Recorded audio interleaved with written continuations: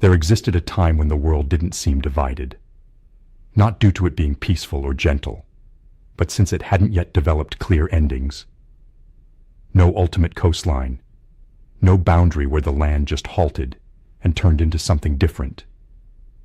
The earth extended in all directions, reaching past the horizon, past the boundaries of one lifetime. Moving over it didn't necessitate traversing oceans or conquering unknown waters. It just needed time, memory, and the desire to walk. Picture yourself on that kind of world, not viewing it as a map, but as an experienced location.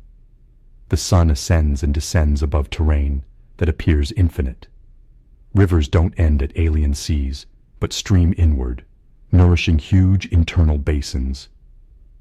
Winds journey without interruption over thousands of miles, transporting identical dust, identical pollen, identical indicators of season and alteration. The sky appears bigger in this place, not because it's dissimilar, but since nothing disrupts the connection between land and horizon. Before proceeding further, if you wish, take a brief moment and share where you're listening from and what time it is in your location. I always appreciate reading those remarks, and it's subtly intriguing to observe how these concepts journey through various spots, late evenings, early dawns, and all that lies between. And while we proceed, keep in mind that the visuals shown here are merely intended to evoke a certain atmosphere and environment. As ever, thank you for your presence and for backing this exploration. In that sort of world, the concept of distance would seem quite altered. Separation wouldn't be gauged by traversals, but by eras. The world wouldn't represent something you depart from and reach. It would signify something you steadily progress through, one known vista merging into another. The idea of a location being inaccessible would scarcely arise. No inherent obstacles that distinctly declared, "Halt here, retrace your steps. This is the conclusion." This represents the realm of Pangaea, not as a legend or vanished utopia, but as a factual geological entity.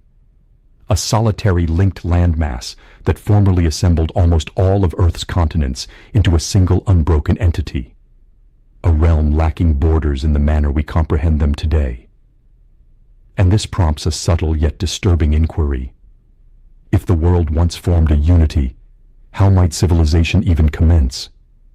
We are used to envisioning civilization's origins in segments, river basins cut off by deserts, societies divided by oceans, populations delineated by frontiers, shorelines, and constraints. Our past starts with division already established. We receive a world where partitioning is standard, where seclusion molds identity, and where linkage demands labor, innovation, and purpose. But a realm without boundaries alters the initial circumstances completely. In a linked world, motion isn't an accomplishment, it's inherent. Concepts don't require transport over perilous divides. They disseminate via closeness, via recurrence, via mutual endurance. Wisdom doesn't pertain to a site as much as to a route. And still, if that world was real, if its terrain permitted ongoing flow instead of division, one enigma promptly ensues. Why would it depart with nearly nothing remaining? We don't discover metropolises from that era. No edifices plainly indicating an initial civilization that extended across a unified realm. No common design, no indisputable imprint etched into rock over continents. Rather, what we encounter is quietude, an extended span of ancient history that seems oddly vacant, as if a core element is absent. This lack is frequently regarded as evidence that nothing existed there. But lack can signify various things. It can indicate ruin, it can indicate wearing away, or it can indicate that whatever was present was never intended to persist. A society formed for mobility instead of lastingness, for ongoing flow instead of supremacy, for adjustment instead of exhibition. If the initial civilization arose on a realm without boundaries, it might not have needed to proclaim itself. It might not have constructed in manners that insisted on remembrance. It might have been refined not for persistence in rock, but for endurance through time. This is the point where we need to proceed more slowly, because the inquiry isn't if a metropolis once existed on Pangaea. That's That's an incorrect inquiry.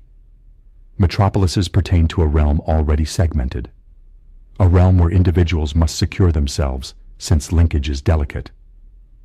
The more profound inquiry is this: what type of civilization would develop on a realm that hadn't yet experienced division?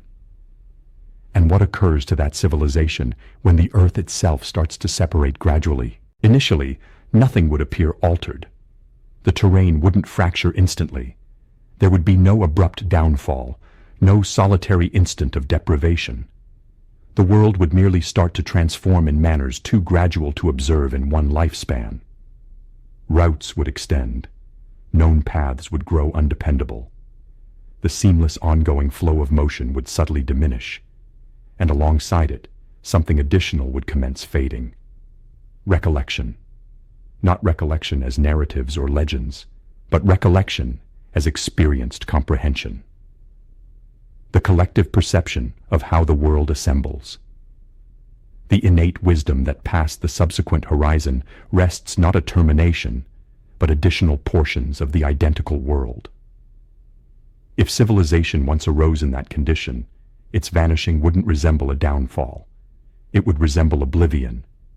And that's why the initial civilization, if it pertained to an undivided world, could be so challenging to locate. Not since it never was, but since it was before the world discovered how to fragment itself into segments. Halt here. Prior to discussing chronologies or earth science or proof, it's vital to linger with this concept. A society molded by linkage instead of frontiers, by ongoing flow instead of barriers, by motion instead of establishment. Because once we grasp the type of realm Pangaea represented, we can start to grasp what type of civilization it could permit and why. When that realm ultimately divided, so little of that civilization was intended to endure. Before advancing further, something needs to be clarified. Pangaea wasn't an overlooked epoch of humankind. It wasn't a vanished golden period where humans erected metropolises over a solitary supercontinent and then disappeared. Contemporary humans didn't traverse the terrain of Pangaea. Homo sapiens appeared hundreds of millions of years afterward, long following that realm having already started to fragment. This is significant because the inquiry we're posing isn't if humans resided on Pangaea, but what sort of realm Pangaea formed and how that sort of realm molds the manner civilization can arise. Pangaea was present approximately between 335 million and 175 million years past. During that period, nearly all of Earth's land was assembled into one linked mass encircled by an immense worldwide ocean. This arrangement wasn't stable in the manner we frequently envision stability. It was active, gradually shifting, perpetually reforming itself beneath forces far exceeding human duration. Peaks ascended where plates met. Internal seas developed and faded. Deserts grew deep within the core. Shorelines altered, but always as components of a solitary framework. The crucial aspect isn't the precise form of Pangaea, but its outcome. Linkage.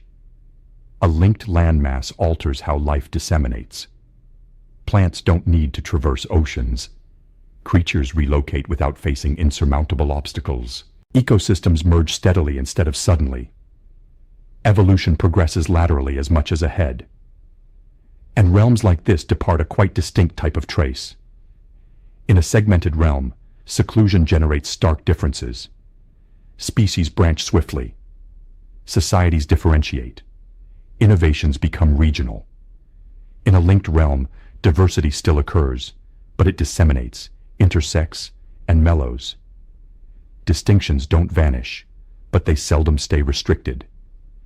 This concept applies not merely to biology, but to conduct. When humans ultimately emerge much later in Earth's past, they receive a planet that still bears the outcomes of that ancient linkage. Land connections persist. Weather systems hold extended recollections. Migration routes stay inscribed into terrain even after the continents have divided. This is why early human spread seems so swift and so thorough. Within a comparatively brief interval, humans disseminated over nearly every continent. Not since they abruptly became outstanding voyagers, but since the planet still provided pathways molded by profound geological past. What appears as extraordinary growth is frequently the reuse of ancient roots. So when we inquire if an initial civilization could arise in a linked realm, we're not inquiring about humans on Pangaea itself. We're inquiring if the circumstances created by that realm could mold the earliest configurations of human arrangement later.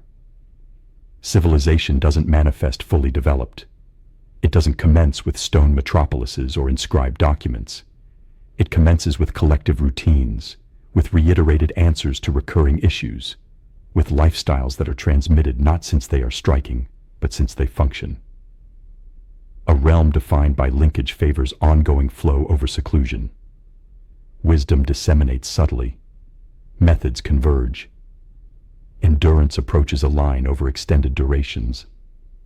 This forms a collective base that doesn't pertain to any single site. This is why the lack of ancient worldwide edifices isn't astonishing.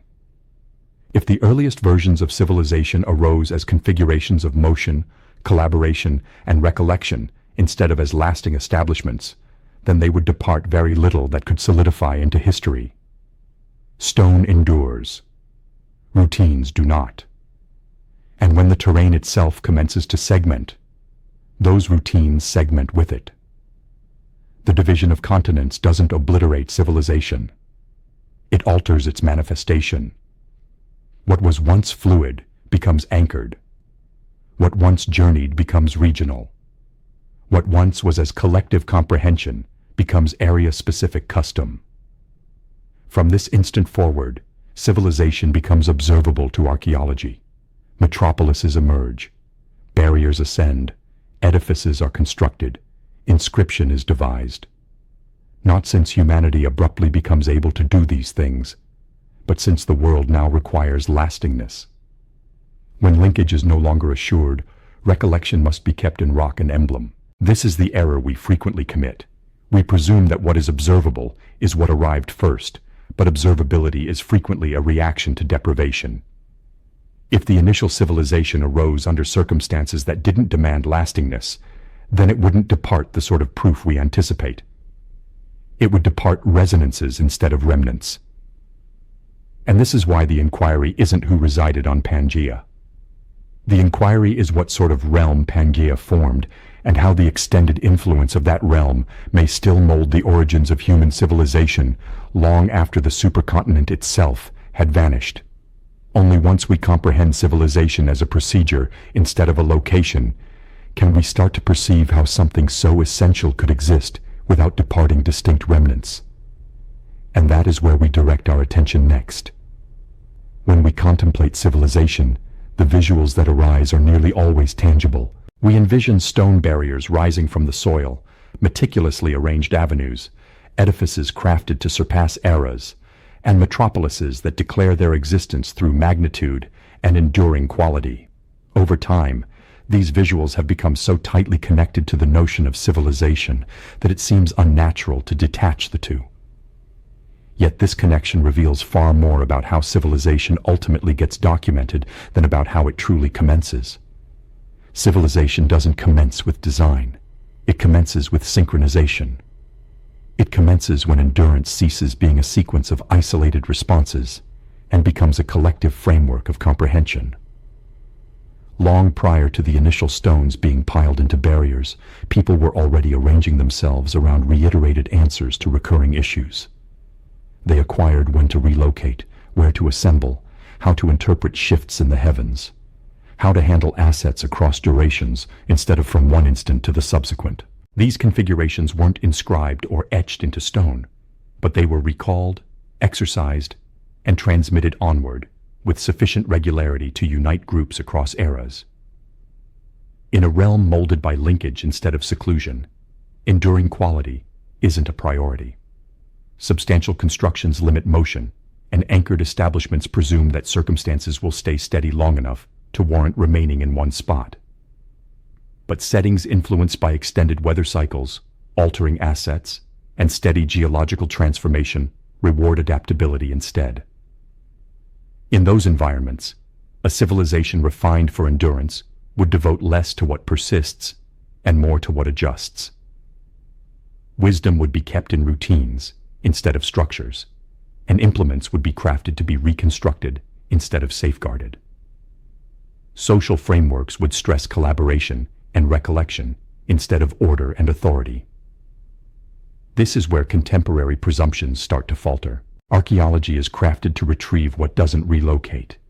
It is remarkably adept at locating barriers, bases, and items meant to persist. But it finds it hard to identify cultures whose main accomplishments were behavioral instead of tangible. A society focused on motion, collective wisdom, and reiterated exercise could be highly refined while departing almost nothing identifiable to subsequent viewers. Its intricacy would reside in scheduling, synchronization, and ongoing flow instead of in constructions that withstand deterioration. If we envision how much of the contemporary world would vanish without inscribed documents or sturdy materials, the extent of this obscurity becomes simpler to comprehend. Tongues, melodies, navigation frameworks, and even sophisticated forms of collaboration would disappear with scant trace. What persisted would provide a skewed image implying simplicity where there was arrangement and lack where there was ongoing flow. The identical skew applies when we gaze deep into ancient history and anticipate early civilization to proclaim itself through edifices. A linked realm like Pangaea would inherently promote this type of civilization. When terrain extends continuously and motion doesn't demand technological advances, concepts disseminate steadily instead of suddenly. Wisdom converges across areas because there are no firm obstacles to hinder it. Over time, this generates collective configurations that seem universal without ever being centralized. There would be no solitary starting point, no chief metropolis, and no defining construction that history could later indicate as the origin. Civilization would exist as a dispersed procedure instead of an anchored site. This is why the earliest observable civilizations seem to emerge so abruptly once the world commences to segment. As land masses divide and known routes deteriorate, ongoing flow becomes delicate. Wisdom that once journeyed easily now risks being lost, and recollection can no longer depend solely on motion and recurrence. In reaction, humans commence to secure their comprehension in place. Design emerges as a means to stabilize significance. Inscription appears as a means to safeguard collective wisdom, and metropolises form as hubs where recollection can be kept instead of transported. Viewed this way, the ascent of lasting establishments doesn't indicate the origin of civilization, but a metamorphosis compelled by altering circumstances. It is the instant when civilization is forced to cease relocating. What precedes that instant doesn't vanish because it was feeble or underdeveloped, but because it was never crafted to be observed through rock and remnant. It pertained to a realm where ongoing flow mattered more than persistence, and where endurance depended on adjustment instead of exhibition.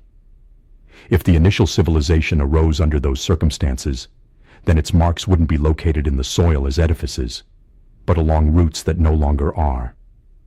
To comprehend it, we must cease seeking sites and commence attending to procedures. Because the earliest versions of civilization weren't constructed to persist. They were constructed to relocate. In a realm without distinct boundaries, linkage isn't something that must be accomplished. It is merely the inherent condition of being. When terrain prolongs continuously and known landscape diminishes steadily instead of concluding suddenly, motion becomes an extension of everyday existence instead of an exceptional deed. People don't consider in terms of traversing into unfamiliar realms. They progress outward gradually, pursuing water, periods, creatures, and assets, transporting their comprehension with them as they proceed. Over time, the terrain itself instructs ongoing flow because nothing indicates that one area pertains to a fundamentally distinct realm than the subsequent. This has deep repercussions for how communities form. In segmented terrains, division creates identity. Oceans, deserts, and peaks separate groups long enough for their customs, tongues, and innovations to solidify into unique forms. In a linked realm, that solidifying process is continually disrupted. Distinctions still develop, but they disseminate before they can fully isolate. Concepts circulate, blend, and modify, generating a collective base that extends across immense distances without demanding centralized oversight. That realm doesn't promote sharp frontiers. It promotes transitions. Customs alter steadily. Implements develop in tandem. Wisdom adjusts to local circumstances while staying identifiable elsewhere. There is no abrupt perception of entering alien territory. Only the gradual awareness that specific details have changed. In this manner, linkage becomes unseen precisely because it is omnipresent. It doesn't proclaim itself. It simply operates. This contrasts sharply with the realm we receive today. Contemporary civilization is molded by division that already is. We acquire history through frontiers, shorelines, and partitions that seem enduring. We presume that linkage must be constructed through vessels, pathways, and systems, because without them, the world inherently segments. But this presumption mirrors our situations, not a universal principle. On a supercontinent like Pangaea, linkage wouldn't have been an accomplishment. It would have been the underlying circumstance. Motion wouldn't have demanded novelty, only stamina. Communication wouldn't rely on frameworks crafted to surmount obstacles, because the obstacles themselves were restricted. The circulation of people and concepts would have been slower than contemporary travel, but far more continuous, unfolding across eras instead of across expeditions. This ongoing flow reshapes how recollection functions. In a linked realm, wisdom doesn't need to be safeguarded against seclusion. It stays vital through recurrence and collective experience. What one group acquires doesn't remain restricted long enough to become uniquely theirs. It relocates, adjusts, and returns modified but known. Over extended periods, this creates a perception of collective comprehension that doesn't depend on inscribed documents or edifices. Yet this condition is delicate in a manner that is hard to discern from inside it. Because transformation occurs gradually, it doesn't seem like deprivation. When the terrain commences to extend and change, when known routes lengthen and climates subtly branch, the impacts are gauged in lifespans instead of instants. No solitary era experiences the world fracturing. Each merely adjusts to slightly distinct circumstances than the prior. This is how division truly commences. Not with disaster, but with discomfort. Paths that once linked easily become extended. Periodic relocations require more organization. Communication diminishes at the borders. Over time, linkage ceases being automatic and starts demanding purpose. What was once the standard subtly becomes laborious. And with that change, something vital alters. When linkage is no longer assured, wisdom becomes susceptible. Recollection that once journeyed freely now risks diminishing. The collective configurations that defined early civilization commence to segment, not because they falter, but because the world no longer upholds them in the identical way. This is the pivotal moment that is simple to disregard.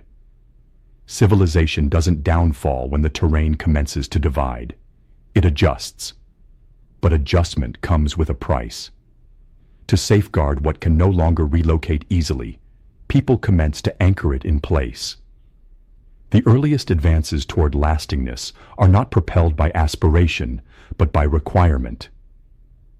Comprehending this instant is crucial because it clarifies why the initial observable civilizations emerge only after the world has already transformed. They are not the origin of human arrangement, but a reaction to the gradual erosion of linkage that once rendered such constructions unnecessary. And as the terrain persists in its subtle drift, the world that once seemed whole commences to forget that it ever was. In a linked realm molded by motion, relocation doesn't pertain to individuals so much as it pertains to duration. No solitary person traverses the expanse of the terrain, and no lifespan encompasses the complete magnitude of the world. Instead, separation is crossed steadily through the amassed motion of many eras. One group establishes for a period, adjusts to local circumstances, and then shifts slightly as assets transform. They're off-spur. The identical skew applies when we gaze deep into ancient history and anticipate early civilization to proclaim itself through edifices. A linked realm like Pangaea would inherently promote this type of civilization. When terrain extends continuously and motion doesn't demand technological advances, concepts disseminate steadily instead of suddenly. Wisdom converges across areas because there are no firm obstacles to hinder it. Over time, this generates collective configurations that seem universal without ever being centralized. There would be no solitary starting point, no chief. Ing inherit not only the terrain beneath their feet, but the direction of relocation itself. Over centuries, these minor movements connect into immense paths that no one ever encounters in totality. This is how a realm without boundaries is investigated, not through conquest or exploration in the contemporary sense, but through ongoing flow. Routes are not organized beforehand or illustrated as lines on a chart. They develop from recurrence. A valley that provides dependable water becomes known. A periodic passage that evades extreme warmth is recalled. Over time, these paths become ingrained in collective conduct, transmitted through exercise instead of guidance. Motion becomes recollection, and recollection becomes terrain. Such migration doesn't seem like growth from within. To those experiencing it, it seems like upkeep. Groups revisit sites their forebears once utilized, or follow routes depicted through narratives and collective experience. Each era inherits a world that is already familiar, even if it has never been completely observed. The terrain past the horizon isn't alien. It is merely not yet met. In this manner, civilization disseminates without ever needing to define itself as a disseminating force. Wisdom relocates with people, but it doesn't arrive entirely at once. It arrives in segments, modified to new settings and refined by local experience. A method for handling water, a manner of interpreting periodic indicators, or an approach of implement creation might journey hundreds of miles over many lifespans, altering slightly with each conveyance while preserving its central reasoning. This gradual spread generates a collective base across broad areas. Different groups may manifest it differently, but they identify one another through known configurations of conduct. Collaboration becomes feasible, not because everyone is identical, but because the distinctions are variations instead of divisions.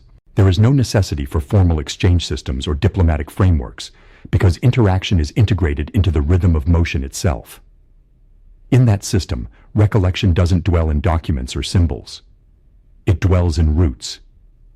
The terrain becomes a vital repository marked not by edifices, but by utilization. Campsites reused over centuries. Pathways worn steadily into the landscape. Periodic assembly points where wisdom is traded, bonds are renewed, and collective comprehension is strengthened. These sites may depart little for archaeology, but they secure civilization just as effectively as metropolises would later do.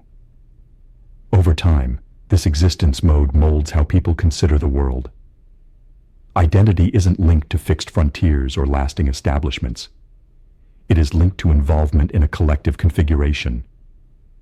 Belonging derives from knowing when to relocate, where to halt, and how to interpret the indicators of transformation. The world seems coherent because it is navigable, not because it is managed. This is why the notion of an initial civilization extending a linked realm doesn't demand centralized power or monumental manifestation.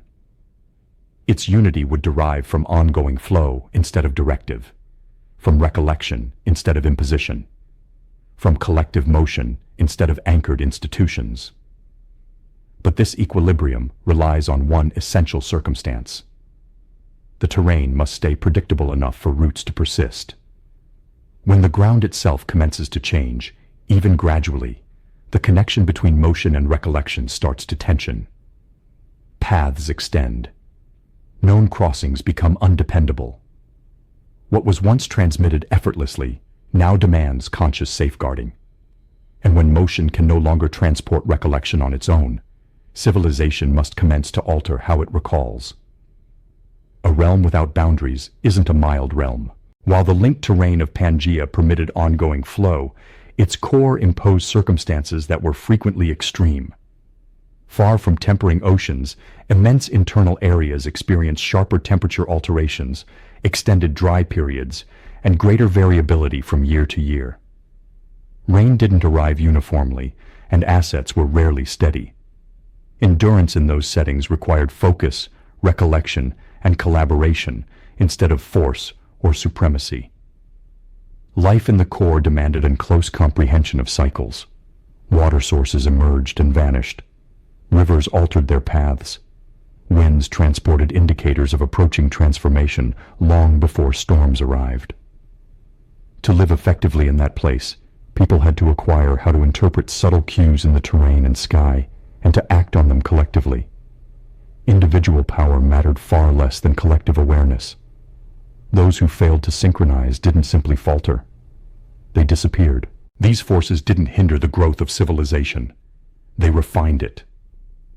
Wisdom became the most precious asset because it permitted groups to foresee transformation instead of react to crisis. Recalling where water could be located during extreme periods, comprehending when to relocate to evade heat or cold, and knowing how to safeguard food across uncertain intervals required frameworks of collective learning that extended beyond individual experience. In those circumstances, collaboration wasn't an ethical aspiration. It was a practical requirement. Groups that synchronized motion, shared work, and allocated assets survived longer than those that did not. Over time, this strengthened social frameworks built around trust and recurrence instead of hierarchy. Power emerged through dependability instead of control. Those who recalled accurately and acted consistently became central, not because they directed others, but because others relied on them. The core world also molded how people considered lastingness. When settings change unpredictably, constructing for eternity is a burden.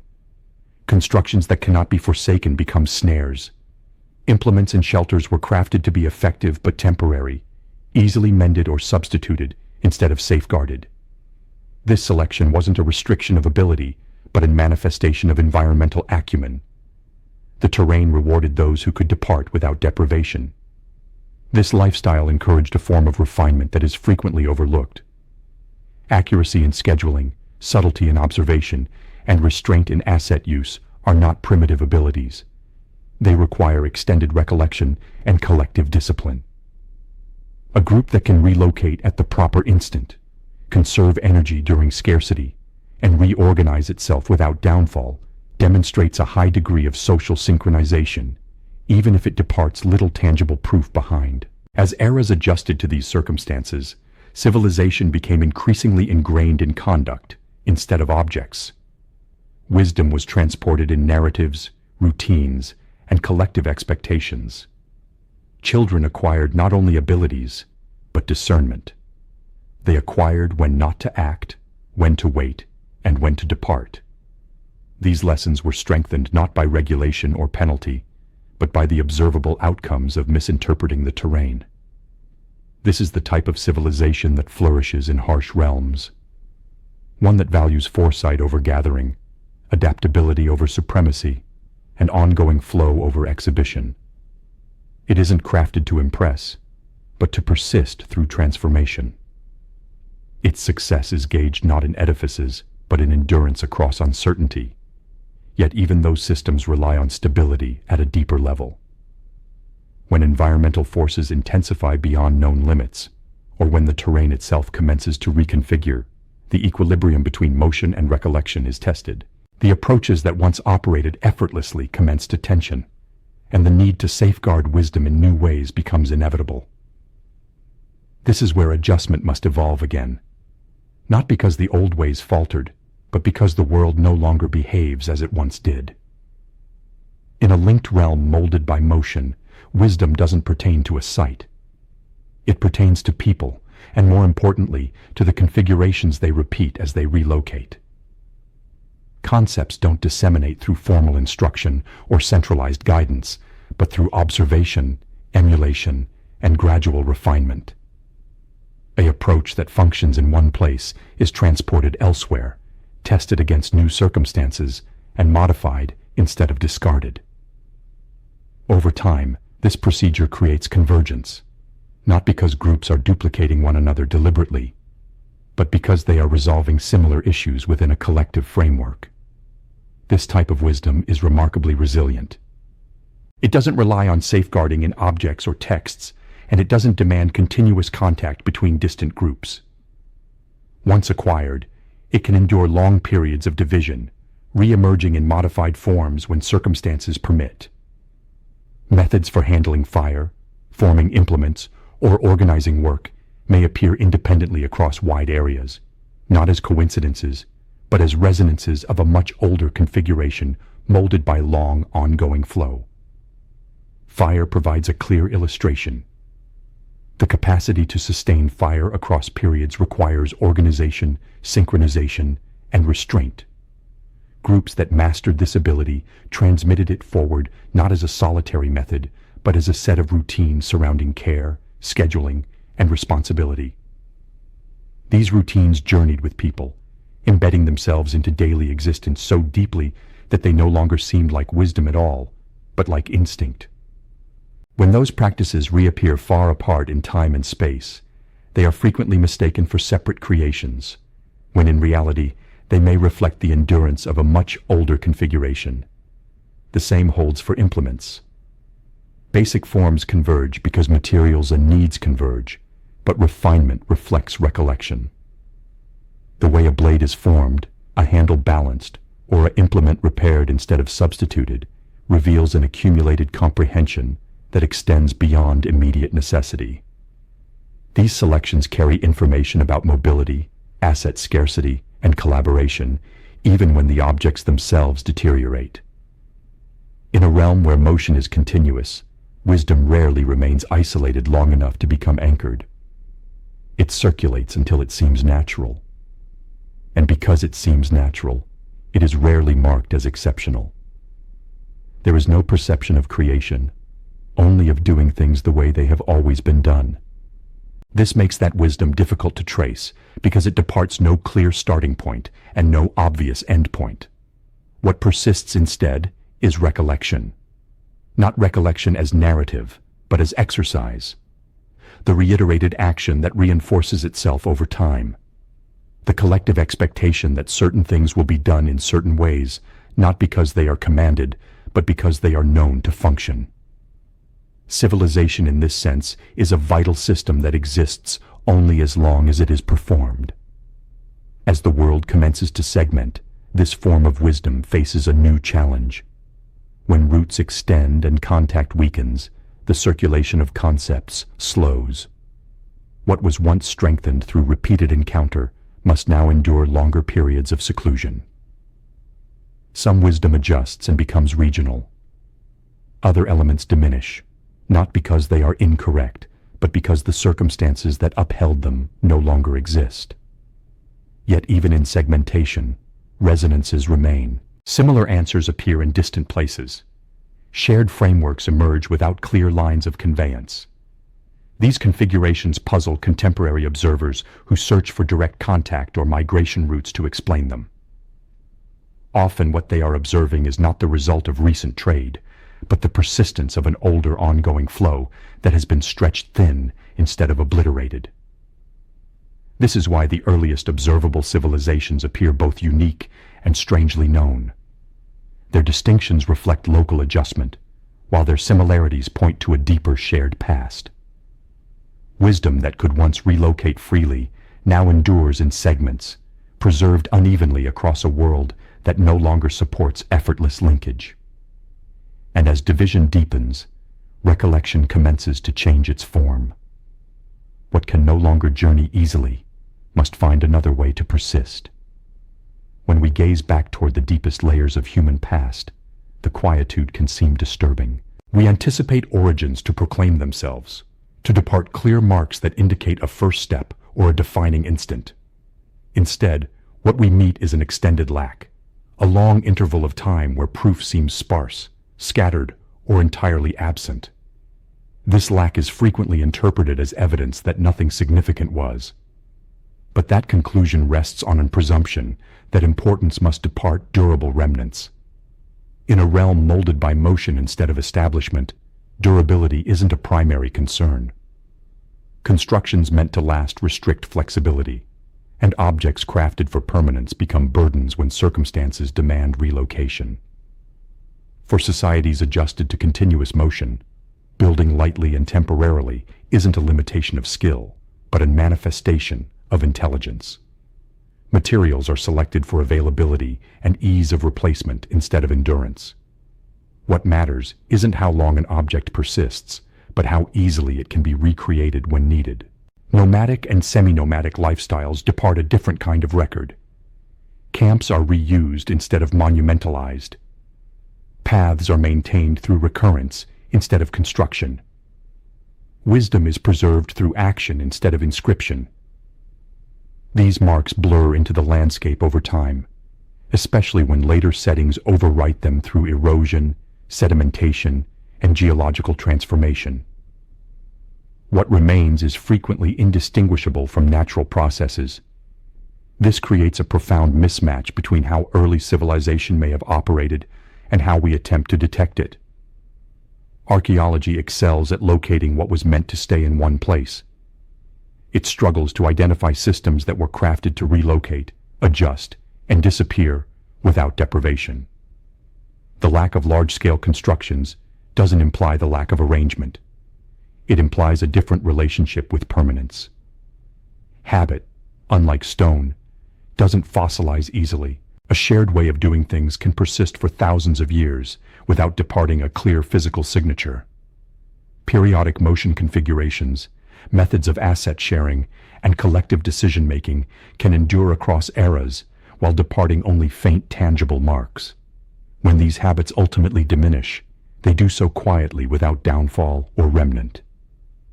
The irony is that what endures best is often not what was most essential. Stone survives because it resists decay, not because it was central to daily existence. The most vital elements of early civilization, such as scheduling, synchronization, and collective comprehension, were transported within people instead of stored in objects. When those people relocated, little remained to mark their presence. As the terrain persists to segment and climates change, this invisibility increases. Rising seas obliterate coastal paths. Changing river systems bury campsites. Expanding deserts consume routes once traveled regularly. Each transformation removes another layer of proof, not through destruction, but through alteration. The landscape forgets gradually, just as people do. This procedure explains why the archaeological record seems to commence abruptly. It isn't that civilization suddenly emerges fully formed, but that its manifestation changes. When linkage weakens and recollection can no longer depend on motion alone, people commence to fix their wisdom in place. Constructions become heavier. Establishments become more enduring. The things that survive are the things built in reaction to deprivation. What we locate then isn't the start of civilization, but the instant it becomes visible because it can no longer remain fluid. And as segmentation accelerates, the circumstances that once permitted civilization to relocate freely commence to vanish altogether, setting the stage for a realm where recollection must find new forms if it is to persist. The division of the world didn't arrive as a solitary event. There was no instant when the terrain split open beneath human feet. No day when people gazed out and realized that the world they knew was concluding. Instead, the transformation unfolded so gradually that it remained unseen within a single lifespan. The ground changed by distances too minor to measure without reference points that didn't yet exist. Shorelines crept outward. Internal seas widened. Known paths lengthened by degrees so subtle that they were felt only as discomfort instead of deprivation. For eras, existence continued much as it always had. People adjusted without realizing that adjustment itself was becoming more difficult. Routes that once connected reliably now required longer journeys. Periodic movements demanded greater accuracy. Encounters between distant groups grew less frequent, not because they were avoided, but because the terrain no longer upheld them as easily. The world didn't seem broken, only less responsive. This gradual weakening of linkage had profound effects on recollection. When motion reinforces collective comprehension, recurrence keeps wisdom alive. But as routes extend and interactions thin, recurrence becomes uneven. Some practices are strengthened locally, while others diminish at the margins. What was once a collective configuration across a linked terrain commences to diverge, not through purpose, but through seclusion, measured in time instead of space. The deprivation isn't immediately recognized. Each group persists to operate effectively within its own setting, transmitting what still functions. The issue emerges only when wisdom that once journeyed freely no longer arrives. Skills that depended on broader synchronization commence to erode. Stories grow shorter. Explanations replace lived comprehension. What was once known through involvement becomes something recalled imperfectly. As this procedure continues, the world slowly stops seeming whole. Not because people comprehend that continents are dividing, but because their experience of ongoing flow diminishes. The perception that past the next horizon lies more of the same world gives way to uncertainty. Familiarity becomes regional. Identity commences to attach itself to place instead of configuration. This change alters how civilization organizes itself. When linkage can no longer be assumed, it must be managed. People commence to establish more permanently, not out of preference, but out of requirement. Fixed sites offer predictability when motion grows undependable. Recollection that once journeyed with people now needs anchors, places where it can be strengthened and protected. None of this seems like downfall. It seems like adjustment. The world demands different answers, and civilization responds accordingly. But each response carries a cost. As wisdom becomes localized, the collective base that once linked distant groups weakens. The long ongoing flow that defined early civilization thins until it exists only as segments. What replaces it is quietude between areas. Not total quietude, but enough to allow divergence.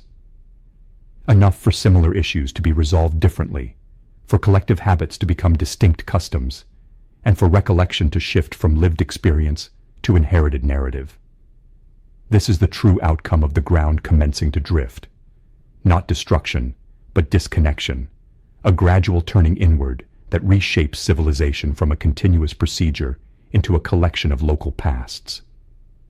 And once that quietude settles in, it becomes difficult to recall that the world was ever whole at all. As the world persisted to segment, civilization commenced to alter its shape. What had once existed as a continuous procedure transported through motion and collective exercise now faced a different reality.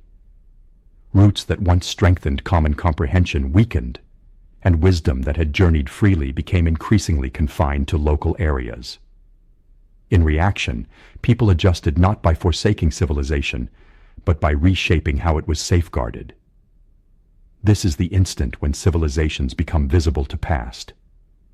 When ongoing flow can no longer be maintained through motion alone, recollection must be stabilized. Collective practices that once endured through recurrence now require reinforcement through framework. Establishments grow more enduring, not because people suddenly desire fixed lives, but because permanence offers protection against oblivion. A place that persists can hold wisdom when people can no longer transport it easily. Metropolises emerge from this need. They aren't the birthplace of civilization, but containers for it. Within them, recollection can be organized, defended, and transmitted forward, even as linkage to distant areas diminishes. Barriers define space not as a manifestation of supremacy, but as a means of preserving coherence in a realm that no longer guarantees it. Regulations replace collective comprehension. Ceremonies formalize what was once intuitive, and institutions take the place of configurations that previously sustained themselves. This change also clarifies the sudden appearance of edifices and large-scale design. When wisdom is at risk of being lost, it is anchored in durable forms. Stone becomes a medium of recollection because it resists decay longer than habit or narrative alone. Inscription emerges for the same reason. What was once known through involvement must now be documented because involvement no longer spans the same distances or time frames. The result is a patchwork of civilizations that seem unique and self-contained. Each develops its own customs, symbols, and pasts, molded by local circumstances and preserved within defined frontiers. From the viewpoint of later observers, these civilizations seem to arise independently, as if from nothing. Their sudden visibility creates the illusion of sudden origin. But what we're observing isn't the origin of civilization. We're observing its adjustment to division. The collective base that once linked these societies hasn't vanished entirely. It endures in similarities that are frequently dismissed as coincidence or parallel growth. Comparable social frameworks, recurring mythic themes, and convergent innovations reflect an older ongoing flow that has been fractured instead of obliterated. Each civilization preserves a portion of that inheritance, reshaped by local needs and expressed through local forms. Past, as it is inscribed, commences here because this is where recollection becomes fixed enough to depart a lasting record. The deeper past remains quiet, not because it lacked intricacy, but because it depended on forms of ongoing flow that don't survive segmentation. What endures are the systems crafted to compensate for deprivation. Metropolises, then, aren't monuments to human aspiration alone. They are reactions to a realm that no longer supports effortless linkage. They stand as proof not of origins but of transition. They indicate the point where civilization must anchor itself in place to avoid dissolving altogether. Comprehending this reframes how we view early past. The civilizations we can name and study aren't isolated creations. They are local manifestations of something far older, molded by a realm that once permitted civilization to exist without barriers, frontiers, or permanent centers. And as we proceed forward, we commence to perceive that what we call past isn't the story of how civilization started, but the story of how it learned to recall itself when the world stopped being whole. When the collective ongoing flow of the world diminishes, it doesn't disappear cleanly. What remains doesn't endure as past, but as impression, as recurrence without explanation, as narratives that seem older than their telling, across cultures divided by oceans and millennia. Similar themes emerge, not because they were duplicated directly, but because they descend from experiences that once pertained to a linked realm. Floods appear repeatedly, not always as punishment, but as transition. A time when the known world was modified beyond recognition. When terrain was lost, roots vanished, and endurance required adjustment to new frontiers. These narratives don't read like creations. They read like recollection reshaped by distance. Details alter, names change, causes become symbolic, but the underlying perception of deprivation remains consistent. So too does the notion of a golden age. Many customs speak of a distant past when existence seemed simpler, more ordered, and more linked. This is frequently dismissed as nostalgia or legend-making, but it may reflect something more specific. A time when the world itself permitted ongoing flow, when motion strengthened collective comprehension instead of threatening it, when civilization didn't need to define itself against frontiers because frontiers weren't yet dominant. As segmentation deepened, recollection adjusted. What could no longer be maintained through lived experience was safeguarded through narrative. Explanation replaced involvement. Events that once unfolded gradually across eras were compressed into instants, deities, or catastrophes. The intricacy of transformation was simplified so it could endure transmission across increasingly isolated cultures. This procedure doesn't produce accuracy in the contemporary sense. It produces resonance. Myths persist because they capture the emotional truth of transformation instead of its mechanics. They preserve the feeling of a world becoming unfamiliar, of wisdom slipping out of reach, of something vast and shared breaking into pieces that no longer quite fit together. Even ancient charts hint at this deeper intuition. Early attempts to depict the world often show shorelines that seem oddly compatible, land masses that appear crafted to fit together. While these charts are frequently criticized for their inaccuracies, they may reflect more than guesswork. They may express a collective perception that the world was once unified, even if the means to demonstrate it scientifically didn't yet exist. These resonances don't prove the existence of a specific lost civilization. They point instead to a collective inheritance of experience molded by long ongoing flow followed by gradual division.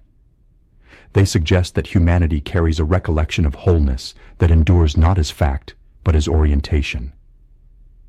A perception that the world was once navigable in ways it no longer is. This recollection influences how civilizations interpret their own origins. Founding legends often describe descent from a unified source, a migration from a common homeland, or a time when humans and the world were in closer alignment. These narratives function less as records of events and more as attempts to reconcile present segmentation with an inherited perception of unity. Over time, as pasts harden and identities solidify, these resonances diminish further into the background. They are reinterpreted, allegorized, or dismissed. Yet, they persist because they answer an inquiry that archaeology alone cannot. Why so many civilizations divided by vast distances seem to be recalling the same deprivation? If the world was once whole, and if civilization emerged within that wholeness, then the stories we tell aren't about origins, but about division. They aren't accounts of creation, but reflections of segmentation. They endure because they offer coherence in a realm that no longer provides it naturally. These resonances are the last marks of a civilization that didn't need to be documented when it existed. They aren't proof in stone, but in configuration, and they direct us toward a deeper comprehension of why the past seems incomplete, not because it was vacant, but because it pertained to a realm that no longer exists. All that remains now is to consider what this comprehension means for us, standing on a planet that is still transforming beneath our feet. We commence this exploration by picturing a realm without boundaries, a terrain that didn't instruct division, where motion wasn't an act of courage or investigation, but a natural condition of existence. In that realm, ongoing flow required no labor, because the terrain itself provided it. That realm no longer exists in physical form, yet its influence hasn't disappeared. The planet beneath our feet is still relocating, still reforming itself in ways too gradual to feel, but powerful enough to redefine how civilizations emerge, organize, and recall. What we call the initial civilizations aren't true origins. They are reactions. They arise at the instant when the world stops offering effortless linkage, when collective recollection can no longer depend on motion alone.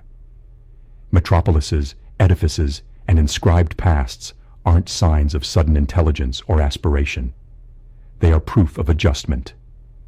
They indicate the point at which humanity learned to safeguard what the terrain itself could no longer hold together. Viewed from this viewpoint, the long quietude before recorded past isn't vacant. It is quiet because it pertained to a different kind of realm, a realm where synchronization mattered more than control, where collaboration emerged from requirement instead of power, and where endurance depended on interpreting transformation instead of resisting it. That civilization didn't downfall in fire or flood. It diminished as circumstances changed, departing segments instead of remnants. This comprehension carries an essential lesson. Civilization isn't defined by what it constructs, but by how it reacts when the world transforms. The frameworks we celebrate today often emerge not from confidence, but from deprivation. They are implements crafted to stabilize recollection, in a landscape that no longer supports ongoing flow on its own. We exist now in another instant of transition. Climate configurations are transforming in ways that disrupt known cycles. Shorelines are retreating and advancing again. Migration is reforming societies not as an anomaly, but as a return to a very old configuration. At the same time, linkage is being rebuilt through innovation instead of terrain. Information journeys instantly, yet comprehension often does not. We are more linked than ever, and yet more segmented in how that linkage is experienced. This contradiction mirrors the change that occurred when the world first commenced to divide. Once again, humanity is adjusting to circumstances it didn't choose within systems it inherited instead of designed.